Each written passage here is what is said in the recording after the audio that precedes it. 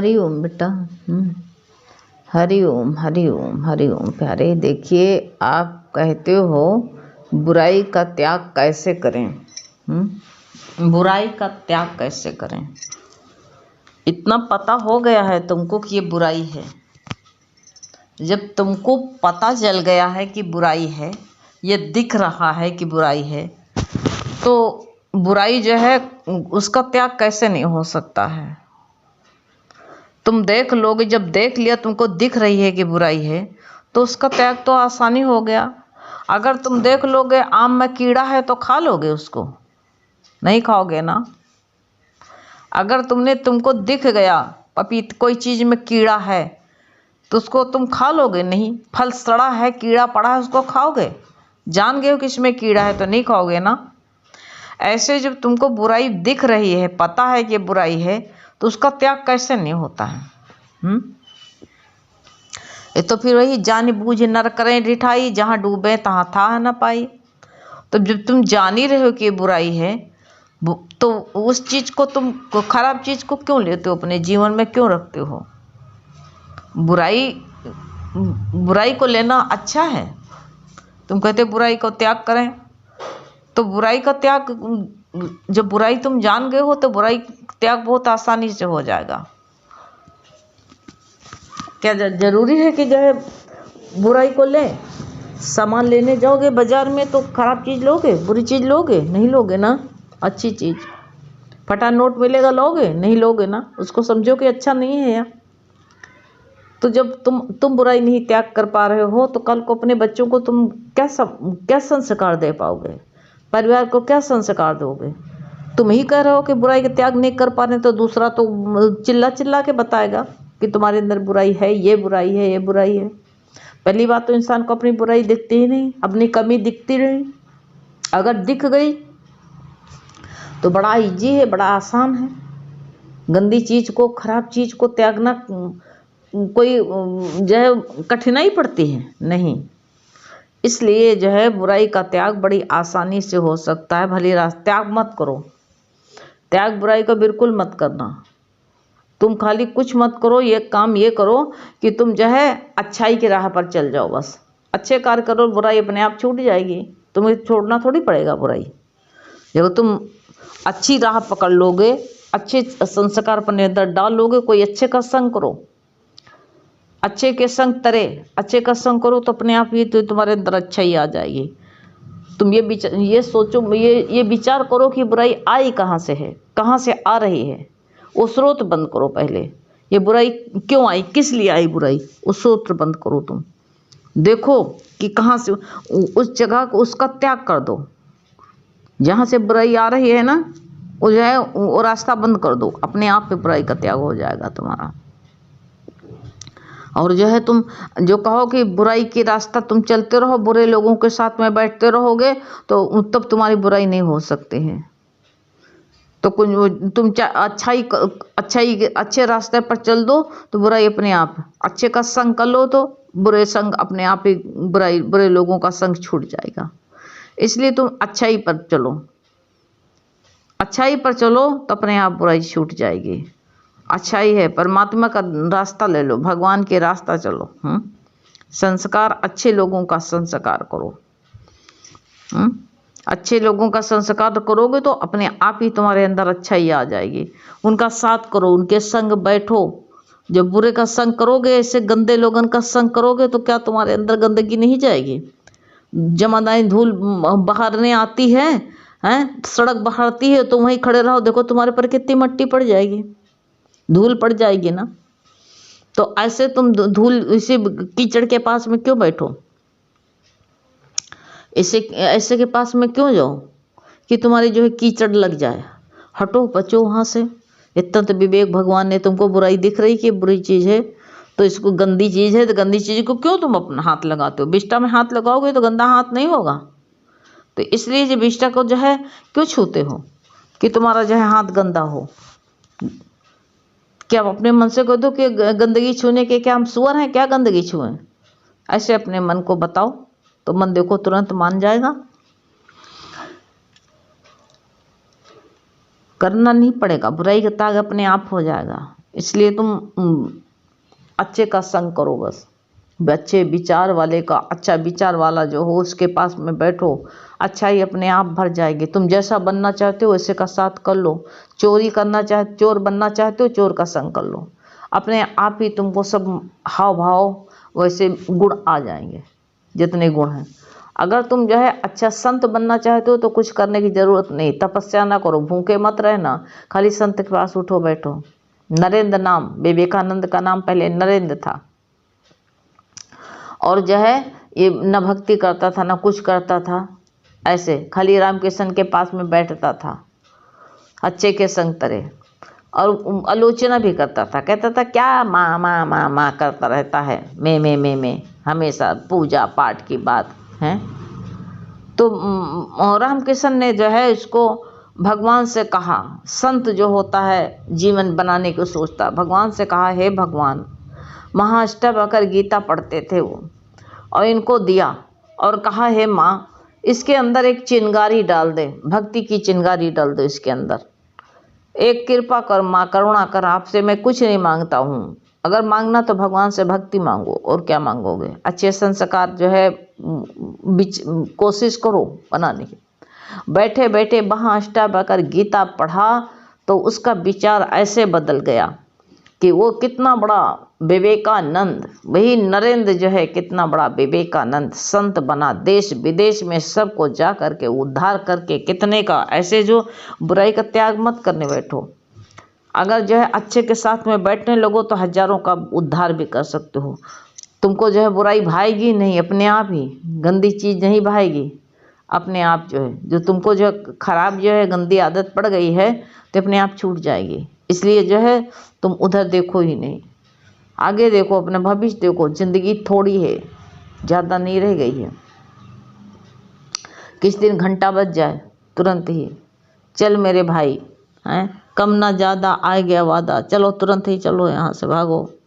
तो इसलिए जो है तुम जो है अच्छाई बो करके जाओ, यहाँ पर बुराई बो करके मत जाना, अच्छाई जो है भरोगे तभी निकलेगी, तुम्हारा जो है अच्छाई भरोगे तभी बाहर निकल पाएगी, तभी तो दे पाओगे। तुम किसी के जिसके साथ में जाते हो उसके पास में गंदी आदत है, वो तुमको गंदा दे देता है, बुराई देता है, तो तुम्हारे अंदर बुराई भरी होगी तब दूसरे की बुराई भी दोगे। इसलिए भगवान की शरणागत हो जा। कोई संत महात्मा का जीवन में कहा, ये तुमको जो है यह मनुष्य का तन जो है पारस मिला है, कहते हैं पारस था हाथ आया तूने, इसकी कदर क्यों नहीं जानती हो, पारस हाथ आया है, और जो है ये कौड़ी के बदले मत, संतों की संगति में बैठकर पूछा ना मोल इसका है, पारस था हाथ आया तूने कदर न जानी, कदर क्यों नहीं जानी, पारस तो हाथ आ गया था लेकिन कदर नहीं समझ पाए तुमको, ये कीमती चीज़ जो है हाथ आई थी लेकिन फिर भी तुम जो है इसकी कदर नहीं करे। तुम जब कदर नहीं करोगे तो जो हम खुद नहीं कदर करेंगे तो दूसरा कौन करेगा। इसलिए किस कार्य के लिए आए पहले सोचो विचारो, या मानुष का तन क्यों हुआ, ऐसे ऐसे जो है कभी तलाश करो। राजा था, एक राजा रहता था, तो उसने जो है एक संत आया करते थे, तो संत से पूछा, महाराज ये बताओ ये संसार में अच्छा लोग कौन है, सत्य विचार में तुम तो इधर उधर जाते हो, कोई धर्मात्मा है, कोई जो है ऐसा पुण्यवान है, तुम सबके यहाँ भिक्षा मांगने के लिए जाते हो, कोई तुमको ऐसा इंसान दिखा है कि ऐसा धर्मात्मा हो, ऐसा जो है शुद्ध विचार वाला हो, हमको तलाश है। राजा ने कहा हमको तलाश है, हम देखते हैं इतने बड़े राजा, मेरे राज्य में हमको कोई शुद्ध विचार वाला नहीं मिलता है, महाराज बताओ हमको शुद्ध विचार वाला कौन है। तो महाराज ने कहा हाँ एक है। कहा आपको मिला, कहा हमको एक मिला है, कहा एक माई है, वो बहुत शुद्ध विचार की है, शुद्धता में रहती, शुद्ध अन्न खाती है, और जो है शुद्ध उसका जो है शुद्धता में रहती है, हर उसका वचन शुद्ध, उसका जीवन शुद्ध है, उसका अन्न शुद्ध है। तो राजा ने एक राजा को जिज्ञासा की, देखिए ये संत बता रहा है सच में है। राजा ने अपना जो है साधारण भिखारी का जैसा रूप, साधारण अंगोछा बांध लिया सर पे, और बंद करके राजा जो है, गुरु कहते तलाश करो तो मिलेगा। कहोगे अच्छे लोगों को कहाँ ढूंढ जाए, मन में सब, क्योंकि कहते नहीं जो जैसा होता उसको वैसे ही नजर आते हैं कि सब तो बेकार हैं। अरे सब तो ऐसे, सारी दुनिया तो ऐसी ही है, उसको ऐसे ही नजर आएगा ना, उसका विचार ऐसा है तो ऐसा उसको ऐसे ही नजर आएगा। तो जो अच्छे की तलाश कौन, जिसको तलाश है, खोजी होए तुरंत मिल जाए पल भर की तलाश में। अगर जिसको तलाश होती है उसको सब कुछ मिल जाता है। अब वो राजा निकल पड़ा एक साधारण सा रूप बना करके, एक जैसे किसान काम करता है ऐसे अंगोछा बांध लिया, किसान की तरह निकल पड़ा और बता दिया था कि वो माई वहाँ रहती है। देखा तो भिक्षुक बन गया राजा। भिक्षुक बन के कहा माँ, दरवाजा खटखटाया, कहा माँ कुछ बाबा को खाने को देंगे। तो माँ के पास में जो रोटी थी, रोटी बना रही थी, रोटी लेकर के रोटी आई माँ। तो कहा माँ इसमें कोई पराया हक तो नहीं है, शुद्ध अनाज है। कहा बेटा थोड़ा आधा शुद्ध है आधा अशुद्ध है। कहा शुद्ध कैसे है वो बता माँ। तो कहा कि जो है बेटा देख एक बारात जा रही थी, उसमें गैस पहले, अब तो जो है लाइट का सिस्टम हो गया। पहले हम लोगों ने देखा बचपने में जब शादी जाती थी तो गैस बत्ती जलती थी, सब ने देखा होगा, गैस सब लोग जानते हैं, उसमें बर्नर लगता था। तो कहा कि देखो एक बारात जा रही थी बेटा, और जो है मैं ऊन सुलझा करके ऊन की बुनाई करती हूँ, और जो है उसी से जो है मैं अनाज लाती हूँ, उसी से अपना निर्वाह करती हूँ। बेटा मेरा एक दिन जो है ऊन उलझ गया था और मेरे घर में जो है मिट्टी का तेल नहीं था, चिराग जलाती थी। कहा मेरे वहाँ तेल नहीं था बेटा, और ऊन उलझा था, अंधेरा था। हमने कहा कि देखो अब देखो बारात जा रही है और जो है इसमें उजाला है, लो इसमें ऊन हम सुलझा लें अपना जल्दी जल्दी, जब तक बारात धीरे धीरे पैदल चलती थी। तो हमने उतने में ऊन सुलझा लिया, इसलिए आज की रोटी में थोड़ा पराया हक है, मैंने उसके उजाले से अपना ऊन, देखो कितने सात्विक विचार वाले होते हैं। अगर सत्यता लाना चाहे तो हमारे अंदर रोए रोए में सत्यता भर जाएगी। ईमानदारी से रहना चाहे इंसान तो ईमानदारी रोए रोए में भर जाएगी। फिर वो जो है बुराई की तरफ आंख नहीं उठा के देख सकता है, ये याद कर लो। तुम त्यागने को कह रहे हो, जब सत्य का कोई ऐसे का संग करो, गुरु कहते तुमको भयानक कोई वचन सुना दे, बुराई ही लेकर के जाओगे, क्या मुंह लेकर के जाओगे दरगाह में, ये बुराई ही लेकर के जाओगे भर के बोरा भर।